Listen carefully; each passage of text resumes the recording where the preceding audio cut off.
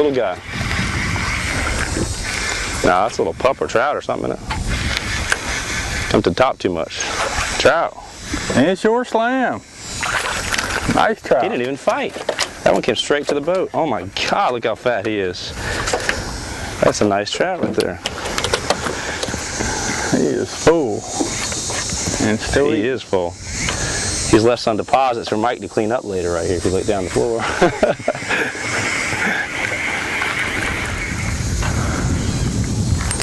Going on? Yeah, fine. Mike just... Mike in short slam. Mike's in short slam coming in. Will he come off? He's a tiny one. Tiny one. Mike just hooked a little flounder off that tree right there. Or down about 10 yards past it actually.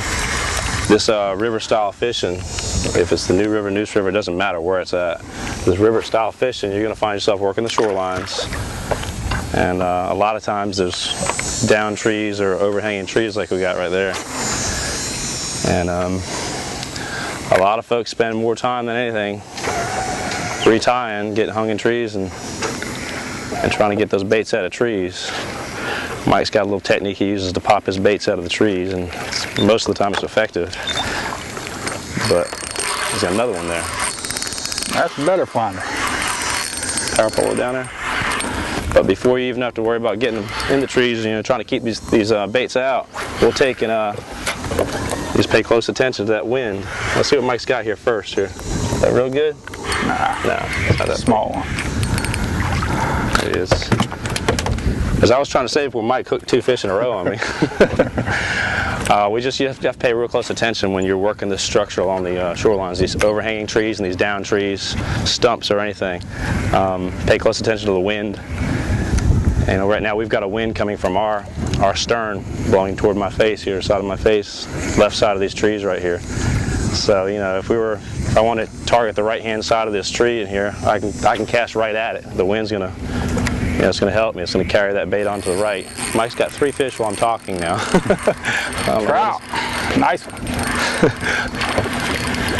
Put the old pink pogey on. As I'm target casting to this tree, which I haven't caught a fish on yet, Mike's just caught 3 fish out in the middle of nowhere out here to the right.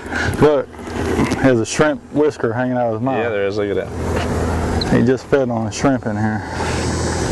This is a whisker. The old pink pogey. Stinky pink. So anyway, scratch what I said, because apparently you don't need to fish any structure, because Mike's catching these trout and flounders out in the middle of the bay here about 30 feet offshore. No, seriously though, if you are targeting, if you want to work around the down trees and limbs and stuff, use that wind to your advantage. Again, if I want to cast the right hand side of this tree right here, I can aim right at the right edge of the tree, and the wind's going to carry it. It's going to land, you know, to the right of the tree. That's not a problem for most people. It's when they want to cast on the upwind side of any of the structure. So you really have to try to count for that wind. Yeah, if you don't feel comfortable with it, you know, when you're easing into a place like that, don't toss your $5, $6, $7 bait right into the tree the first cast. Take a shot, you know, well off the tree to start with. If that wind's blowing a little harder than you think it is, until you get used to it, and just try to adjust for that breeze. We got that wind kind of side to us here, and it's not really blowing real hard today. It's blowing about 8 mile an hour, 10 mile an hour. So, you know, like I say, Jeff, if you want to cast to the left of that tree, and you want to get close to the tree, most people would think, well, let's just cast right where we want to cast. You don't do that. Right now we'd be casting towards that white sign. And the big thing too is you see the wind just blow right in there? Now that was at the white sign. And take some of that arc off the line too, if you're trying to cast at all into the wind. If you're working into the wind at all, whether it's broadside, perpendicular like that, or straight into it, if you keep your cast direct, low, and straight, and it'll kind of hover in the wind, and you'll get more of a direct shot. And you know, if you're working with the wind's blowing this direction. If I want to hit that shoreline down there, use the wind to your advantage, and then shoot high. Shoot that thing high and arc it, like a basketball player shooting a ball. Use that wind to your advantage. If I did that, where Mike just shot his bait, that arc of that line, that wind would have carried it over and laid it in that tree, even if my bait did land in the right spot. So just pay attention to those little things. It'll save you a lot of time and a lot of money in baits. So I'll show you one more technique that I show everybody that fishes with me. I mean, I can cast this spin reel up under docks around any structure you really want to, as well as anybody can with a bait caster. How I cast it, A lot of people will grab their line and hold it up tight to the rod. You don't do that. I mean, that's, if you want to, you can, but that's not a good technique. Hold that line off like this, have that trigger finger ready. A lot of people I take on the charters, both of us, they'll cast into a place and you'll see them grab it with the left hand. I mean, there's no sense in it. What you do is, after you cast and that bait's going in there, if you want it to stop, just stick that finger out. It'll stop every time. That's your stopper. And you can do it precise. If I want to hit right to that marsh, I can cast it real hard, stick that finger there, stops it right before it gets there. A lot of times, regardless of how good your reel is, if you don't keep them lubricated real well, the bail sometimes doesn't want to trip on you. And if you had that high dollar bait on there and you're using the reel to turn the reel handle and it's tripping that bail, if it doesn't trip it quick enough, then there goes your bait again. Not only that, but that's a whole lot more wear and tear on that whole mechanism there. It's too hard to get that left hand around and click that over or to grab it. I got a flounder. I believe there. There's a flounder right there, isn't there? This is a little bit of a heavy fish. That's a nice flounder here. Another one over 2 pounds here. Feels like it anyway. Might surprise me. Come to the boat and be about 10 inches long and I'll be a little embarrassed. Feels like a good one, but Just gonna flip. nah, he's not that big, but he's decent. Nice keep. Fish is about 1.5 pound flounder. He's 16 inches. Everybody always asks us, you know, how you guys cast so far? I mean, I know they ask it every time, don't they? Yeah, they do. And you'll see a lot of them try to throw this with one hand. Well, this is, I fish every day, probably 6 days a week. And this is going to be as far as I can throw it with one hand. Right there. And that's fishing every day. Now, best way to cast, and if you really want to cast far, you have to use both hands and snap. And for accuracy is too, I mean, you know. I snap it so hard you can actually see where I've glued my rod back together, where I've broken it in a tournament this year. I put so much torque against each hand, you know, just throw my bait off. But what you want to do is you want to snap it. Use both hands and snap that rod as hard as you can snap it. And I can cast twice as far with 2 hands than I can with one. That's another thing, when you bring it back, especially when you're fishing with a lot of people in the boat, bring it back, stop the bait, and then throw. Make sure you're not going to hook anybody. If you can get it like this here, snap it.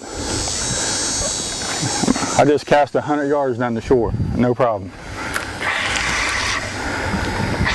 Yeah, we put the power pole down there because we saw a few baits moving along. We've caught 2 or 3 flounders and a trout or 2 and a redfish now at this spot. Caught an inshore slam off this one spot. Yeah, we did. Yeah. And that's another thing about our backwaters and up these rivers. It's just, there's no telling what you can catch. You know, we're not fishing, when you're in the rivers like this, you're not fishing much current. If it is, it's a wind-generated current where it's just more than anything anyway. There's really just not a lot of current, so the fish are just milling around. They're not really having to fight a current, and they're not having to go anywhere. So there's fish laying all around along the shorelines, out off the shorelines, out into the middle of these bays and whatnot. And the biggest thing is just slow down and take your time. If you see any presence of, you know, what looks like there might be some game fish there, we stopped on this shoreline because of we saw those little pogies, which we saw earlier in the show, popping up everywhere. And just occasionally, every 5 minutes or so, somewhere in this area within 50 yards of us, you'll see a blow up, just a small blow up. Could be a bluefish, it could be a redfish, could be a trout, but it's game fish anyway. You know, it's not bait fish. So, you know, we've been periodically every 100 yards or so just putting the power pole down and just fan casting an area several times over. And just about every stop we've made, we've been able to catch some fish off from now. He jumped 3 or 4 times with the boat, this little 14-incher. Pretty little guy. Right now, this year, and they could change at any given time, so you need to check on the website before you go for the Division of Marine Fisheries for North Carolina. But right now, the size limit is 12 inches minimum. There's no maximum, 12 inches minimum in the whole state, and you're allowed 10 per day per person. All right, folks, we're moving from spot to spot, and we're just idling through and started seeing a bunch of shrimp showers. So Jess broke out the cast net. We're going to catch some for dinner. The laws on shrimp are 100 per person per boat. So If this was open water, you could catch all you want with a cast net, but seeing how this is closed water, all we can have is 100 shrimp apiece. We got about 400 under the floor, so we're gonna, about 400 there, so we're gonna cull through them and take the biggest ones we can take for dinner and throw the rest back. All right, folks, we're headed through the no-wake zone here in New Bern right now. We're fished this morning up in the Neuse River, of course. It's about 12:45. We had a pretty good morning this morning. Both of us had inshore slams, caught several trout, reds, flounder. Had a good day on the water.